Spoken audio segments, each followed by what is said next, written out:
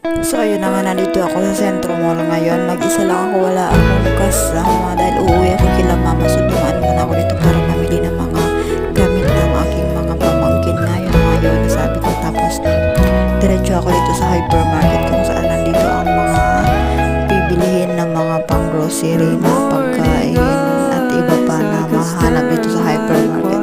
So pagkatapos nga ng mamili ng grocery, diretso naman ako dito sa taas. Dito lang din yan sa loob nito mall na to. So pagkatapos ko nga dito, saka na ako umuwi dyan. So pila-pila muna tayo sa